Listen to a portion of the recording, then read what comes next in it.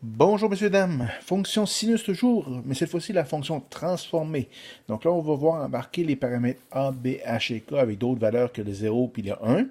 Donc allons-y avec ça très rapidement, vous allez voir, ça ressemble à l'autre, mais il faut prendre le temps de le regarder comme il faut. Donc la fonction sinus transformée, elle a la forme f de x est égal à A, sin B, x moins h, plus k. Donc, je rappelle, le a et le k ne sont pas dans la fonction sin, donc ne sont pas affectés du sin. Le b et le h sont à l'intérieur. Le b multiplie le x moins h.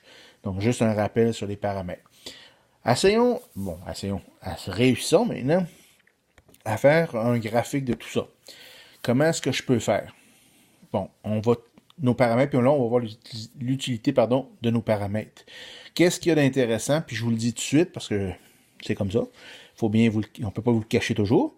Donc, les informations, j'ai H et K qui sont ce qu'on appelle un point d'inflexion. On va le voir graphiquement, ça a l'air de quoi, mais le point d'inflexion, dans le fond, c'est le moment où la fonction change de sens un petit peu. Donc, c'est le point d'inflexion. Et j'ai aussi la période qui est 2π sur valeur absolue du paramètre B. J'ai également l'amplitude qui est la valeur absolue du paramètre A.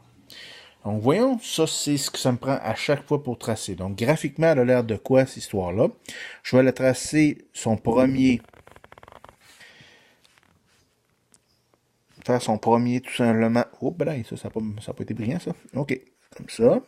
Voilà. Donc comme je disais, je vais faire sa première période. On se commence comme ça. Maintenant, je vous rappelle, la fonction de base était comme ça aussi. C'est divisé dans le fond en 4 sections différentes. Donc, si on regardait la fonction de base, la première partie, tu avais 0. Au premier quart, on allait au sommet, au maximum. Ensuite, on revenait au 0, à la moitié. Au 3 quarts, on était au minimum. Puis on revenait, après une période complète, au 0. Ça va être exactement la même chose. Donc, première chose, c'est ici qu'il faut que je constate. Mon H et K, c'est un début de la période. Donc, je vais le poser ici, il peut être n'importe où dans le plan. Ça, c'est mon HK. Donc, tout dépendant. Là, je le montre ici théoriquement, puis après ça, on va regarder au niveau comment le faire avec un exemple concret. Donc, ça, c'est le début de la période. Donc, je vous donne des trucs pour tracer. Moi, ce que je fais, c'est que je me mets des doigts pointillés pour me délimiter la période et tout ça. Ce qui est intéressant ici, si je veux regarder ça avec attention, supposons que ma période, donc je me mets des lignes ici au niveau du H et du K.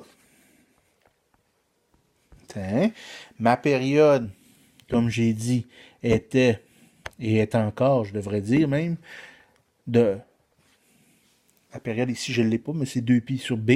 Donc la période ici, ça va être cette partie-là ici. Donc de là à là, c'est ma période.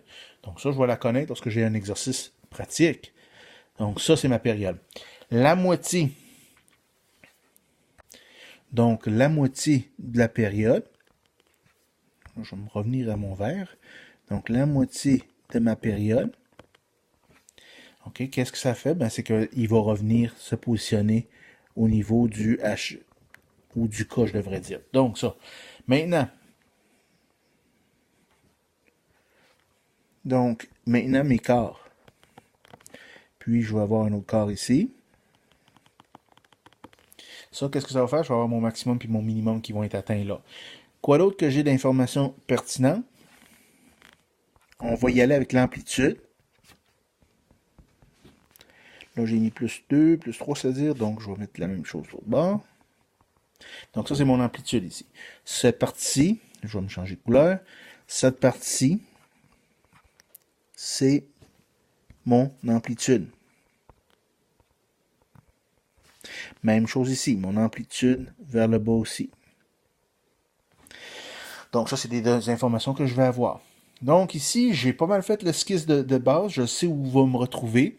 La seule affaire qu'il faut que je regarde maintenant, c'est est-ce que cette fonction-là est croissante au départ ou décroissante au départ. Donc, est-ce qu'elle part vers le haut ou vers le bas? Donc, est-ce qu'elle atteint un maximum en premier ou un minimum? Puis ça dépend de quoi? Ben, ça dépend de mes signes. Donc, ici, si mon produit de A fois B est plus grand que 0, je vais me le faire ici, elle part vers le haut. Donc, vers le haut. Et si A et B est négatif, donc elle va aller vers le bas. Donc, ça veut dire quoi ça?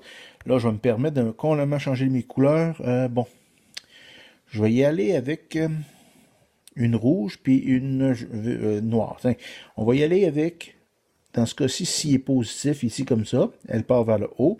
Donc, ça veut dire que je vais avoir elle va partir vers, à partir de son H et K, elle va partir vers le haut. Donc, ça devient un maximum et un minimum ici. Donc, ça va donner quelque chose qui va ressembler. Bon, là, vous me permettez, je vais me repermettre de recommencer ça.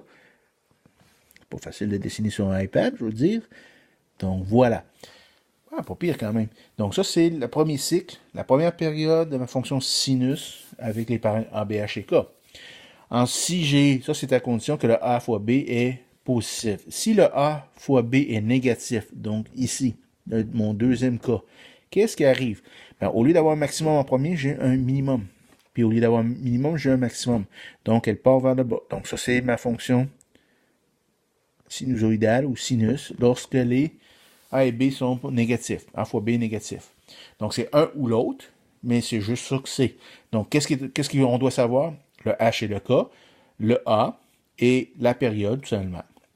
Une fois que j'ai ça, je trace moi, je vous recommande toujours mes lignes et on trace notre fonction. Ça devient extrêmement facile. Allons-y avec un exemple de cette histoire-là. Donc, exemple, si je dois tracer moins 2 sin, moins 2 sin de pi sur 4 x moins 3 plus 1. Donc ici, je m'amuse à mettre des pi sur 4 parce qu'effectivement, on va travailler souvent avec le pi là-dedans. Donc, qu'est-ce que je fais rendu là?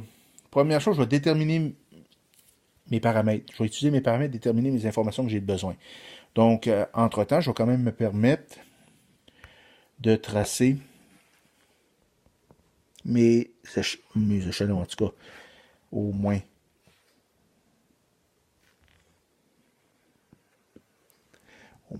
Mon esquisse ici. Donc, je vais y aller avec ça pour l'instant, puis je continuerai tantôt. Donc, qu'est-ce que j'ai comme information que j'ai besoin? J'ai mon A qui est égal à moins 2. Donc, je sais que mon amplitude, c'est valeur absolue de A, donc valeur absolue de moins 2, qui est 2. Donc, mon amplitude, c'est 2. Super. Mon H et K, dans ce cas-ci, c'est 3, voyons, c'est 3, 1. Faites attention au H, hein, c'est X moins H, donc le H ici est positif. Ma période, c'est 2pi sur B, la valeur en valeur absolue, donc 2pi sur 4. Donc, un petit calcul rapide en prenant le temps de faire des fractions comme il faut, ça me donne 8. Faites attention de ne pas utiliser nécessairement la calculatrice parce que vous allez arrondir et vous allez vous perdre. Et j'ai A fois B. Mes paramètres A fois B, c'est moins 2 fois pi sur 4. Peu importe, je veux juste le signe, donc ça va me donner un négatif, donc c'est plus petit que 0. Donc, le premier point que je vais frapper, ça va être en descendant, donc ça va être un minimum. Donc, maintenant, je suis prêt à commencer à tracer sur mon graphique. Allons-y avec le H et K. Il faudrait peut-être que je mette quelques points ici. Donc, ça, c'est 1, 2, 3, 4, 5, 6, 7, 8, 9, 10, supposons. Puis ici, idéalement, j'irais plus loin un petit peu.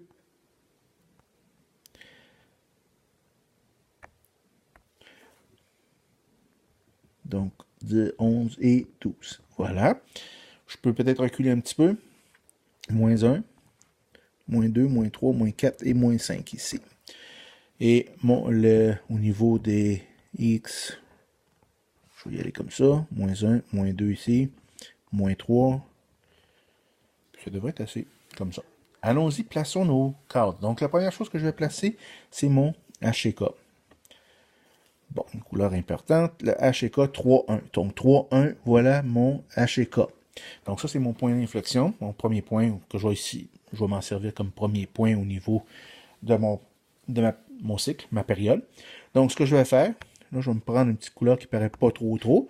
Je vais me faire mes lignes, mon cadrage. Donc, je vais me le faire ici en commençant comme ça, au niveau du H et du K. Au niveau de la période est de 8. Donc, 8 plus 3, ça fait à peu près 11 aux dernières nouvelles. Donc, je vais me rendre jusqu'à 11 ici. Donc, voilà. Ça, je vais me permettre ici de refaire mon point ici. Ça veut dire qu'à 11 ici, c'est la fin de ma première période. Maintenant, qu'est-ce que j'ai d'autre ici comme information ou qu'est-ce que j'ai d'autre d'important entre les deux? Donc, je vais avoir au centre un autre point. Donc, dans le milieu de mon cycle ici, ou de ma période, oups, mauvaise couleur encore, je reviens sur jaune. Donc, à 7, donc, ici, je vous rappelle tout simplement ce que ça veut dire, c'est que c'est la moitié de la période étant 8, divisé par 2, ça fait 4, donc je sais que 3 plus 4, ça me donne 7, donc je sais qu'à ce moment-là, c'est le milieu de ma période, donc je vais repasser ici également. Qu'est-ce que j'ai besoin aussi? C'est la moitié de la moitié, donc le quart de la période. Je sais que le quart, ça va passer ici à 5 et à 9. 5 et 9. Et voilà. Bon, donc ça, c'est déjà un début. Quoi d'autre qui me manque ici? Il me manque que 2 autres lignes. Pour plaisir, c'est au niveau de l'amplitude. Donc, mon sommet est à 3,1. Donc, à 1, mon amplitude est de 2. Donc, ça veut dire que ça va passer, son maximum, ça va être 3. Et son minimum, ça va être moins 1. Donc, là, ça commence à avoir de l'allure. Qu'est-ce que j'ai dit? J'ai dit, là, je suis prêt à mettre mes points. Déjà, pour vérifier si c'est un sommet ou si sont mes sommets. Donc, ça va me prendre l'information que A fois B, c'est négatif. Donc, elle part vers le bas. Donc, ça veut dire que j'ai un minimum au premier quart. C'est mon minimum. Puis, mon maximum est au troisième quart. Et voilà. Si je l'ai à la tracer, ben, pas si, j'ai à la tracer. Donc, là, voilà. Tout simplement. Et voilà. Voilà ma fonction, telle que f de x, telle que décrit. D'ailleurs, j'ai oublié d'écrire comme il faut. Hein? Dans le cas. Ici, n'oubliez pas, c'est f de x qui est égal. Définitivement, j'en perds un peu. Si je veux reculer, mettons que je veux en faire le cycle précédent, c'est toujours le même principe. Donc, je vais aller placer. Je recommande toujours aller placer vos divisions. Donc, voilà, en voilà une. J'ai celle-là aussi. J'ai celle-là ici. Puis la petite dernière ici. Donc, mon cycle se termine là. Donc, je place mes points tout simplement. Je vais me changer de couleur pour plaisir. Donc, je vais avoir un point ici. Je vais avoir, là, je peux suivre ce que j'ai déjà fait. Donc, j'ai un maximum ici. J'aime pas beaucoup ce couleur-là. Hein? Elle ne ressort pas vraiment. Donc, voilà. Voilà. Elle revient ici à 0. Et elle va être un minimum ici. Donc, là, voilà. Tout simplement. Donc, là, tout dépendant de la quantité de cycles que je vais vous demander, il suffit de continuer comme ça. Puis ça fait quand même des dessins qui ont bien de l'allure ici. Donc voilà, aussi simple que ça, tracer une sinus. Ça prend la pratique, je répète, c'est toujours le même principe, c'est la pratique, mais prenez le temps de le faire, prenez le temps de toutes les tracer, vous allez être rapide à tracer ça. C'est juste de prendre le temps de graduer notre graphique, puis de mettre comme il faut nos lignes en pointillés. Là, sont en jaune, ne sont pas super visibles, mais vous comprenez le principe. Sur ce, bonne pratique.